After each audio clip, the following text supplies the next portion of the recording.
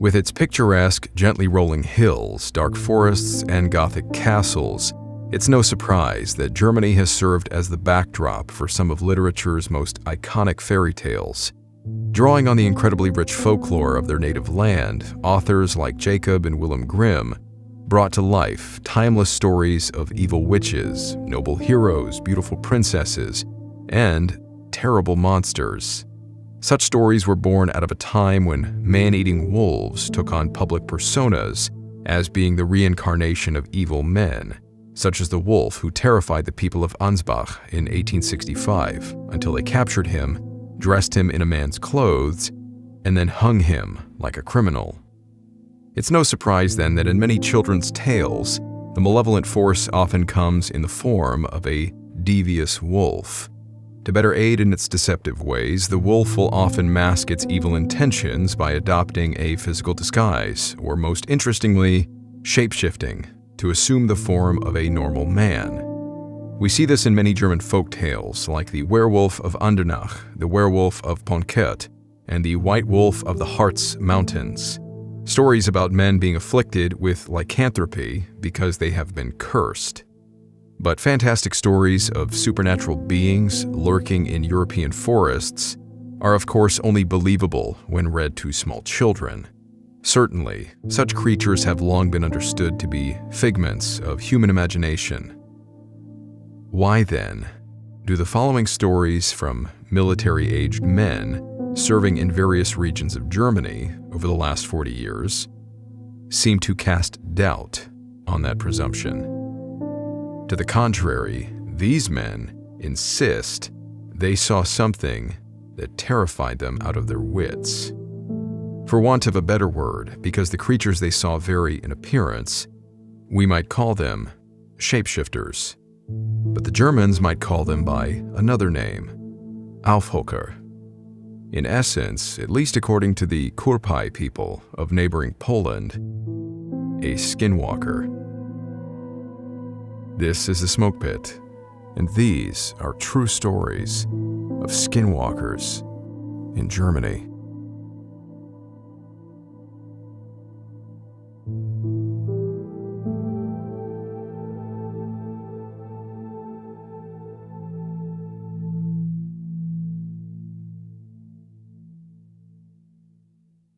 Claw marks on the generator.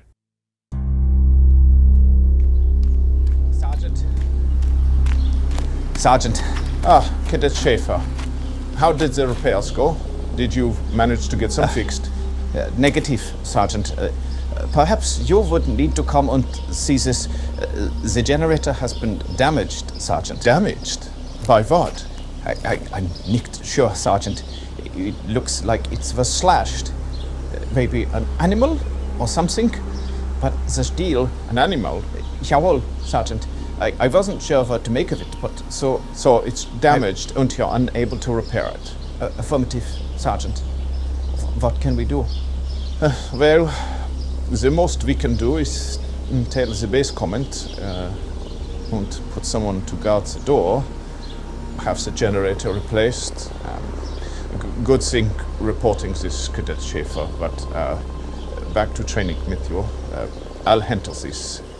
Yes, Sergeant, of course.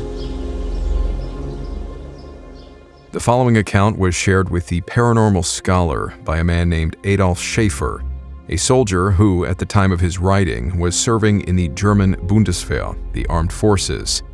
Considering he uses the term East Germany, but provides no exact date, the first impression we got was that his story took place in possibly the 80s, before the German reunification after the Berlin Wall fell. However, considering he also stated that he was a Feldwebel, or sergeant, at the time of his writing, which had to have been submitted in the last 10 years, it also gives the impression that the story has taken place much more recently. So perhaps he simply meant he was training in the east of Germany, in the same way an American soldier might say that they are stationed in the eastern United States.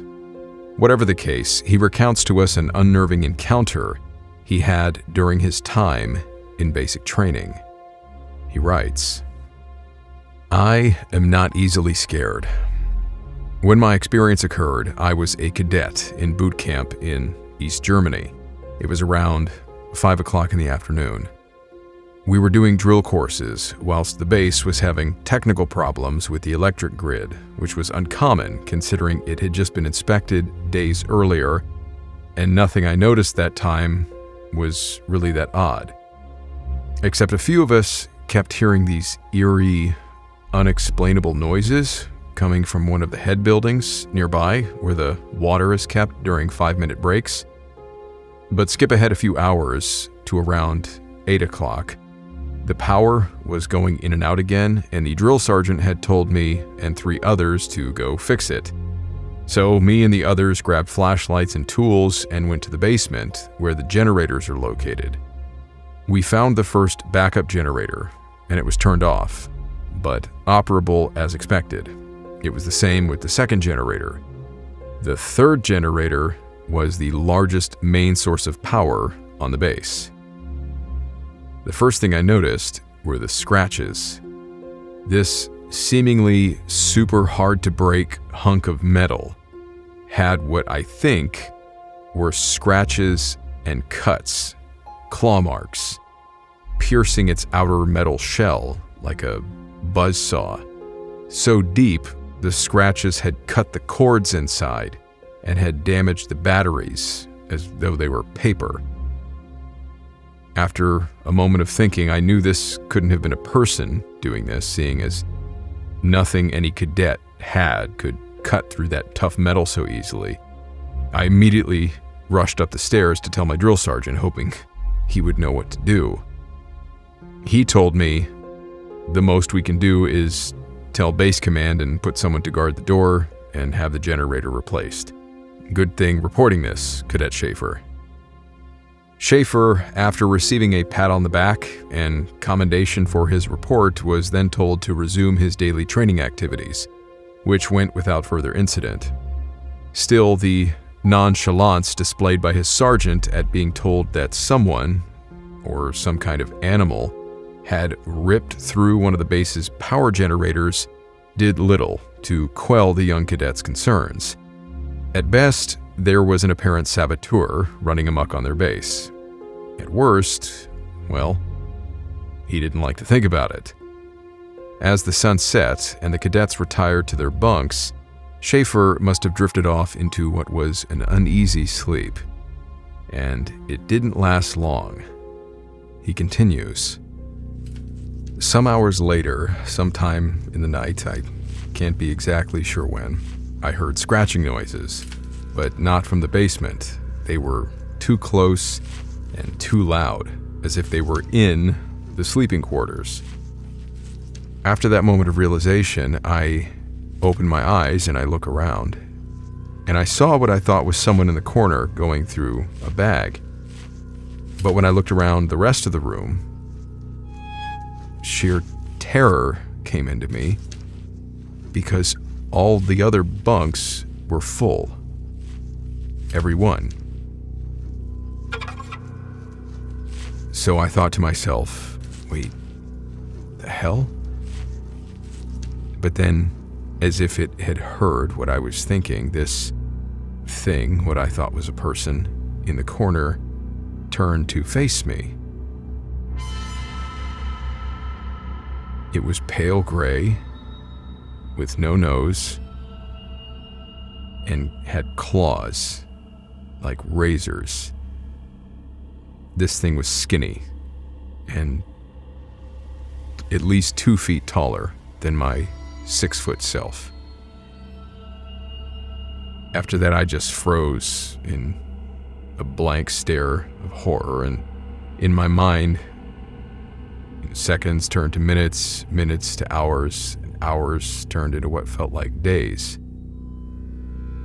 Ultimately, I think I passed out in terror, because all I remember after that is waking up to my buddies and Sergeant looking at me while talking to me, telling me I looked sick. And I felt sick too, like all energy from me was drained for days on end. I swear, during my entire military career, I have never been so afraid since that night.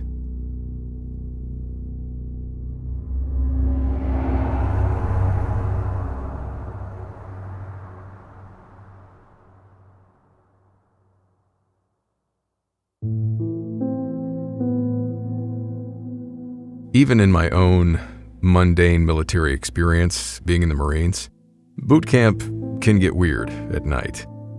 Sleeping in a large open squad bay with a concrete floor, we would always hear the occasional recruit crying in his sleep or waking up suddenly and screaming, "Aye, aye, sir." But after a long day of marching, studying, and generally being run into the ground every day by our drill instructors, sleep was a precious thing to have. The only things that ever woke me up were severe leg cramps, needing to use the head, or having a red light shined in my eyes and being told, "Hey, you got fire watch." There was a time when the drill instructors started screaming at a kid who they caught writing letters to his girlfriend while sitting on the toilet. There was a guy in the bunk next to mine, he had caught pink eye like most of us, and they'd given him some saline eye drops to kind of help alleviate it. Well, he woke up with his eyes all crusty, I guess, in the middle of the night, and went to reach for his eye drop bottle. He grabbed a small bottle of rifle cleaning fluid, and he put that in his eye. I thought somebody was stabbing him, right? He's screaming like crazy. And we also had one strange guy, which I think every platoon must have. Once the lights were off, it was probably the first week we were in boot camp, I heard this shh, shh, shh, like this weird sound. And I turn over the side of my bunk to see what the sound is because it's getting closer, and I see this guy pop out, basically upside down from my perspective, from underneath the bunk next to me. I was the last bunk on the row, so he's made it all the way to the end, and he's like Spider-Manning himself underneath the bunks, like dragging his back across the floor. I was like, why? Like, what are you doing? Like, go to bed. And he just smiles at me and he goes, "Hey," and proceeds to pull himself back under the bed and then disappear. I don't even remember in my mind who it was. Like, you'd think that I was probably very tired, but you'd think you'd remember, like, which guy was that, like the next day. I don't remember, but yeah, just some weird guy in our platoon that would do that on a nightly basis. Harmless, but still creepy. With respect to Sergeant Schaefer, he also said that he was awoken by something making noise in his berthing that night. And like the stories I shared, regardless of how bizarre it was, he assures us that he's certain of what he saw. But like many unexplained encounters, I don't doubt that this will be written off by many as a dream. We've all had nightmares that felt as if we were truly living them, and what a relief, right, it was to finally wake up. It doesn't explain what he saw previously in the day, along with 2 other cadets, and reported to his drill sergeant about the generator being slashed open. But for the sake of argument, even if it was merely a dream or perhaps a vision of some kind, such a surreal experience is arguably no less terrifying. But we will come to find out that Schaefer's experience is not at all that unique.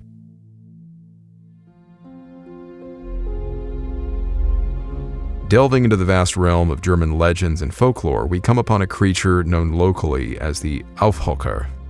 Said to be found skulking in the night around bridges, cemeteries, and forest paths, the Aufhocker, or Huck-Up, is a malevolent demonic entity that is known to take many physical forms. In regional tales, the Aufhocker is said to be a huge, black, vampiric dog, which walks on its hind legs and singles out those people who travel alone at night. Depending on its chosen prey, however, the Aufhocker will morph its size and shape accordingly in order to overpower their helpless victim. Beyond its wolfish facade, this entity has also been known to assume other physical forms, including that of a beautifully seductive woman. It sounds like the kitsune in the Japanese lore, something like that, and the gray, ghoulish appearance of an undead corpse. Its name, translated from German as leap upon, is indicative of the demon's preferred method of attack. Once their target is chosen, often a criminal, thief, or some sort of wrongdoer, the Aufhocker will jump onto their backs, latching on with an unbreakable death grip, Their prey, caught off guard and panicked, will soon be drained of all energy in their attempts to resist. Just ties in with what Schaefer said about losing all of his energy, at least in some respect. Considering the creatures are said to have some perception of a person's criminal history, this would seem to merely be a work of fiction, meant to instill superstitious fears in children at a young age of the dangers of walking alone at night, and certainly to stop them from stealing. In other renditions, however, the creatures are far more animalistic in their bloodlust. After latching onto their victim's back, instead of gradually wearing them down, the Aufhocker will use its claws and fangs to maul the defenseless human's throat, ripping it to shreds as their target then drowns in their own blood. While looking into this malevolent entity commonly spoken of in Germanic folklore, it does make Adolf Schaefer's story all the more intriguing. With the creature's ghoulish appearance, combined with its notable set of claws, as recalled in the sergeant's story, we must ask what interest would such a creature have in prowling German military bases and slashing their generators.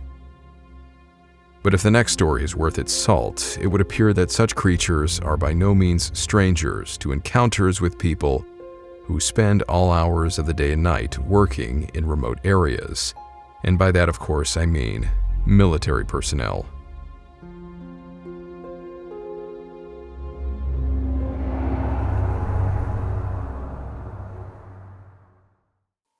Hey guys, because of your support, the last few years have been an incredible run for the channel, and I just wanted to be the first here today to announce that I have finally launched the Wartime Stories podcast. Together with the help of Ballin Studios, you guys know Mr. Ballin, right? Navy SEAL veteran, teller of the strange, dark, and mysterious in story format. We've remastered episodes of Wartime Stories for audio only. Now, while you might say, well, can I just continue to watch here on YouTube? Of course, absolutely. But with the assistance of Ballin Studios' incredible team, I am also able to produce exclusive episodes for the podcast that you won't be able to get anywhere else. We've also got a brand new episode up right now. You guys don't understand how exciting this is for me. For years, I've been sitting on this mountain of stories that I'm just itching to tell, and now I finally can. So, if you don't want to miss anything strange, dark, and mysterious told in the Wartime Stories format, please make sure that you subscribe here and are following the podcast. The style of the episodes will remain the same as they are here exactly. There's just going to be a lot of new, amazing stories that you haven't heard yet that we will be covering in the coming weeks, and new episodes will be dropping every Monday. Rest assured, our team is going to continue to bring you the type of animated stories that you love on YouTube, and now both remastered and exclusive audio episodes on the podcast as well. So make sure you go to any platform you get your podcasts and gently smash the follow button on the Wartime Stories podcast. Again, there are episodes up right now, including a brand new podcast exclusive about terrifying paranormal military encounters that you haven't heard yet. And trust me, you'll want to hear this one and the others that are coming down the pike. So make sure you go follow the Wartime Stories podcast, and please leave a rating and a review on the podcast if you can too. It really does help. Again, new episodes will drop every Monday. Thank you to all of my loyal viewers and now listeners of Wartime Stories.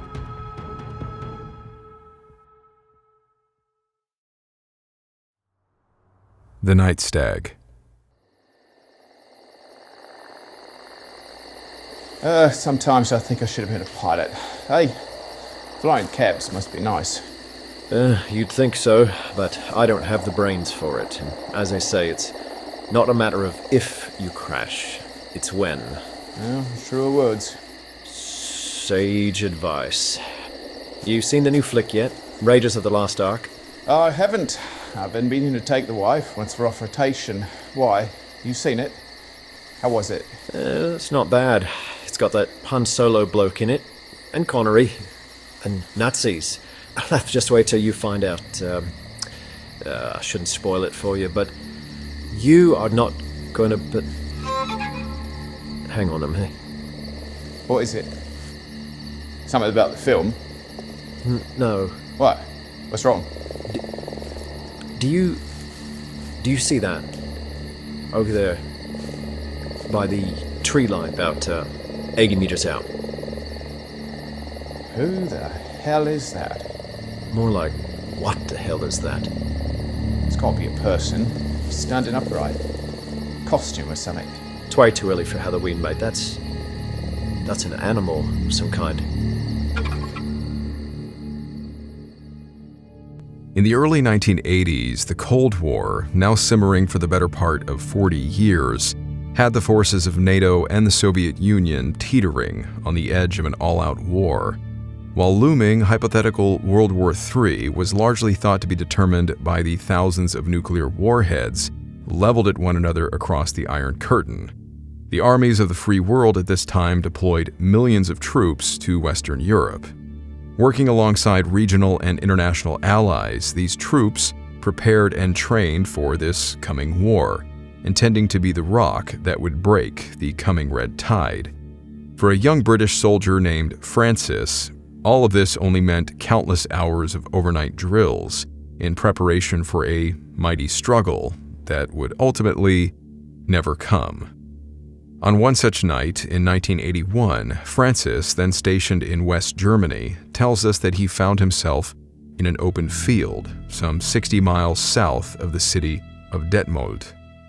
With the help of another soldier, these two men were tasked with establishing an HLZ, a helicopter landing zone, in order for their unit's squadron to practice some routine night touch-and-goes, landings and takeoffs.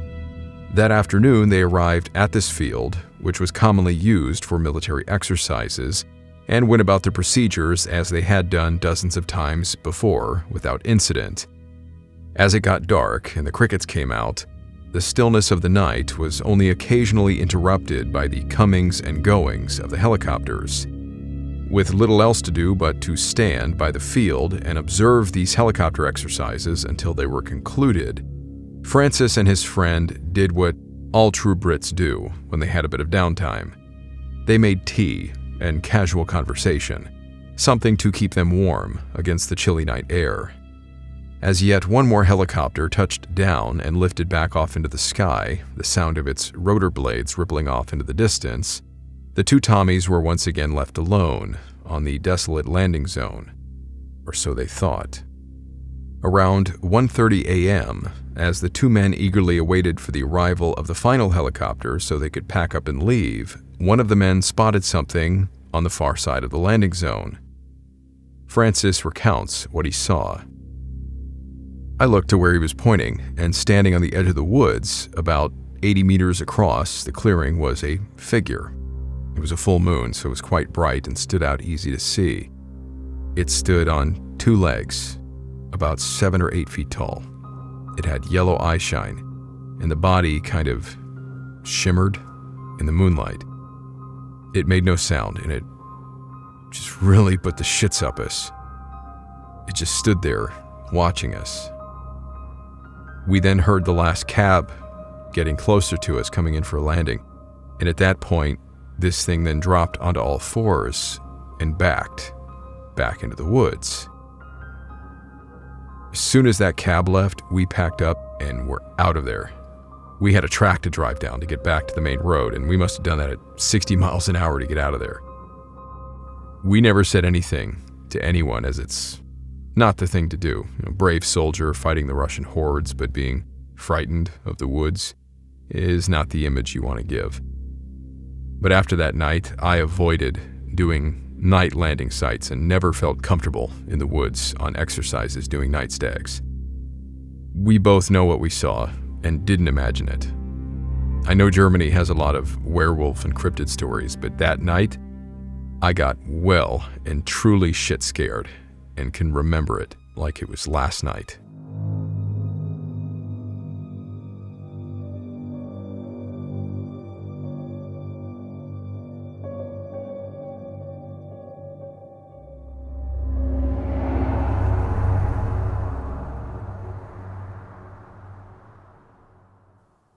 Lying in wait.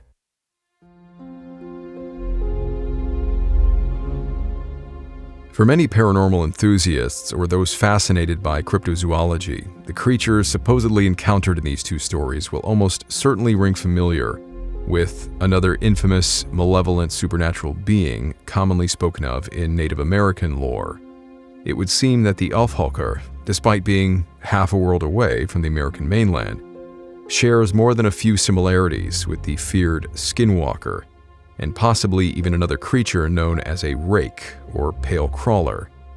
Skinwalkers are described as evil beings or corrupt witches that have the ability to turn into, possess, or disguise themselves as animals. While there are certainly some differences between the skinwalkers and their German counterparts, in a world rife with strange, dark, and mysterious encounters, they certainly seem to be cut from the same demonic cloth. This is all the more interesting when considering the vast geographic and cultural differences of these entities, which has no less garnered the attention of paranormal enthusiasts and investigators. One such person, a British author by the name of Lee Brickley, was keen to discover the shared connections various shape-shifting entities had in seemingly unconnected cultures all over the world. He recounted his many findings in his book entitled Skinwalkers. Traveling to Germany to follow up on leads of a few supposed shapeshifter encounters, Brickley found himself in the company of a man named Stefan Richter, who, alongside his family in late 2020, claimed to have also encountered one of these nefarious beings while walking in the woods. Stefan, along with his wife and 2 young children, were getting ready to go for one of their morning walks along the trails in the recount forest near their home in Brandenburg, which is just a few miles from the center of Berlin. Oddly enough, Stefan's children, usually enthusiastic about adventuring in the outdoors, apparently woke up that morning with a strange aversion to the forest. He recalls, "The children usually love our walks in the forest. It is their happy place, but something was different that morning. It was almost as if they were scared of something. Both were quiet and reserved, and neither wanted to venture far away from us. It was very out of character for them to act that way." Despite concern that his children may be coming down with some sort of illness, the family continued with their morning ritual. After all, what better remedy is there for a common cold than a couple of hours breathing in some fresh air?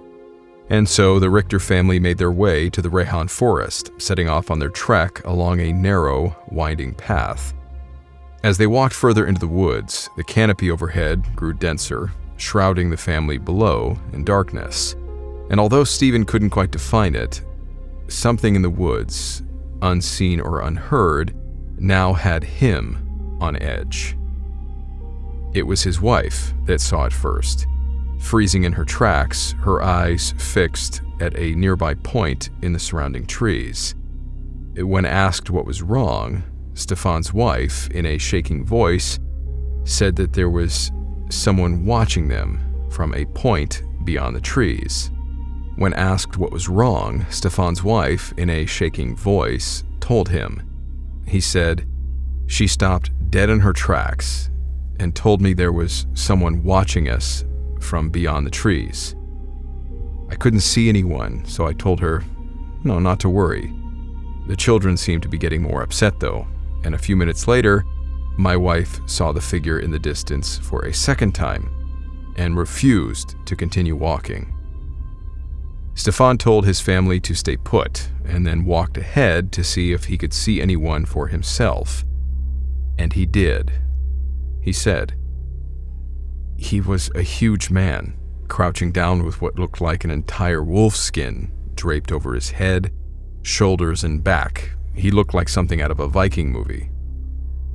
I took a few steps closer, but I stood on a stick that snapped and made a loud noise. The figure in front of me turned around in an instant, and I could see that it wasn't entirely human. The eyes were bright yellow.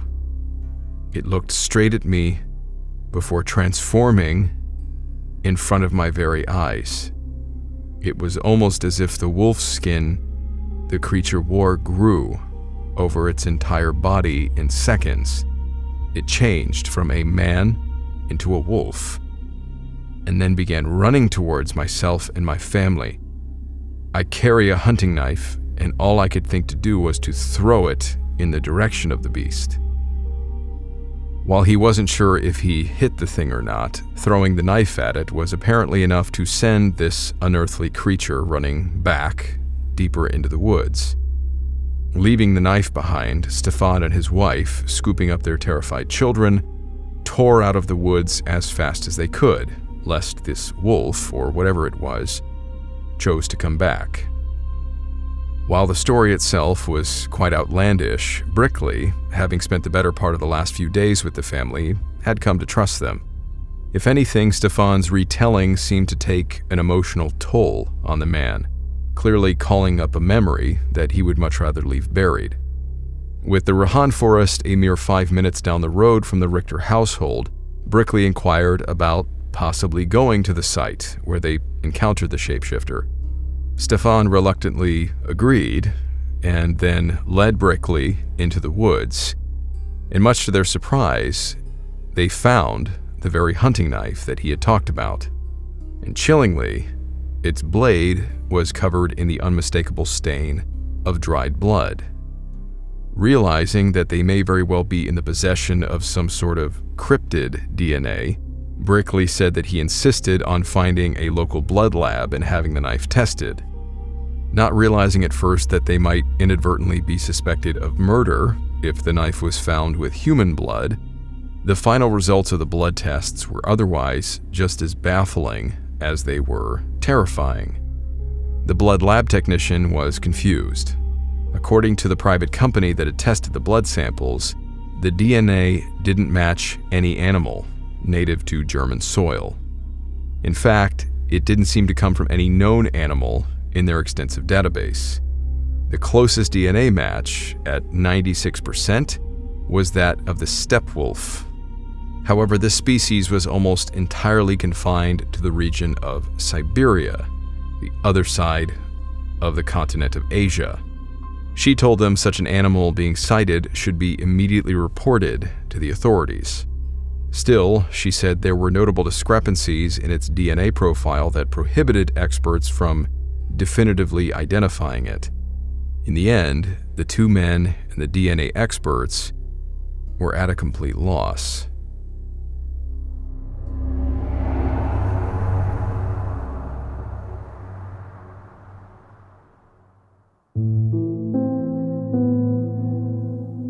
During his travels, Brickley would encounter more than a handful of individuals in Germany who would share similar stories to Stefan's. Embarking on an excursion to Poland with a local man, he met the man's sister, Elsa, who lived shoulder to shoulder with the indigenous Kurpai people in the White Wilderness Forest. In their culture, they believed that such shape-shifting creatures descended from the stars many thousands of years ago, establishing themselves all over the world. The White Wilderness Forest, she explained, served as a sort of portal for these creatures to easily access the human world in greater numbers, much akin to what Skinwalker Ranch is in America. According to her husband, a Kurpai native, the American Skinwalker and the beings stalking the forest were one in the same. Elsa would warn Brickley that, much like the Navajo and Hopi tribes in America, the Kurpai rarely share such tales with outsiders, fearing that the attention brought to such creatures will only increase their power, and that it is best just to ignore them. Considering more than a few people have reported encountering such entities, what can we say? With its many dark forests, long rumored to harbor every kind of evil thing, could the many centuries of children's fables attributed to Germany have some shred of truth to them? While these encounters are of course not exclusive to those serving in the military, it would seem at least a couple of soldiers would say that there is. With regard to their accounts, fantastical and otherworldly as they seem, perhaps they are telling us the truth, that the world is far stranger than we could have imagined.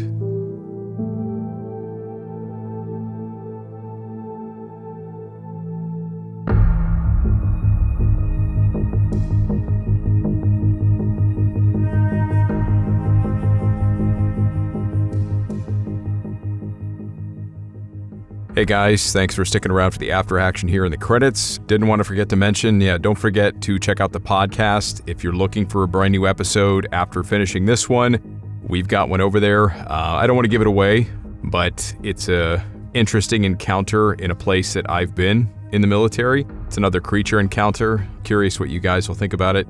But as far as this story is concerned, the creatures obviously weren't all lined up as being like dogmen.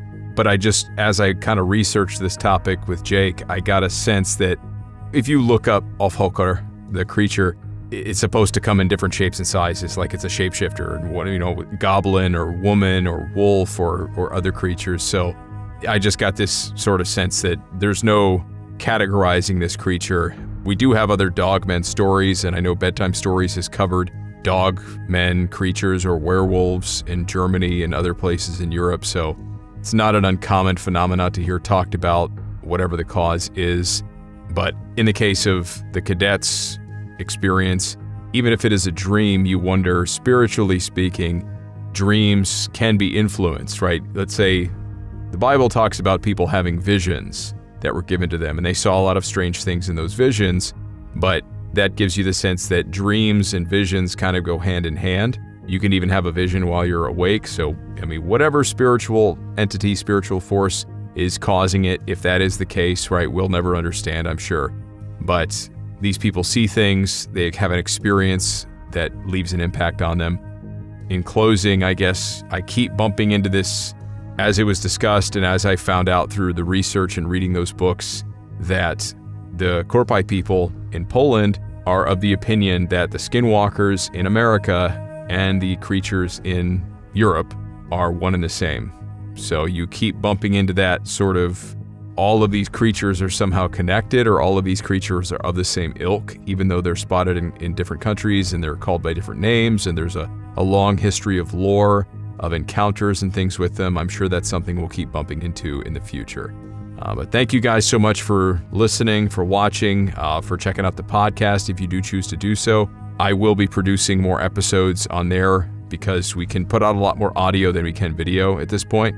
So please go and check it out. Drop a like, drop a subscribe.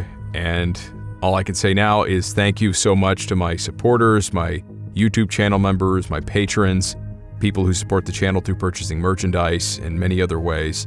Thank you guys for your incredible support and helping me carry the channel this far.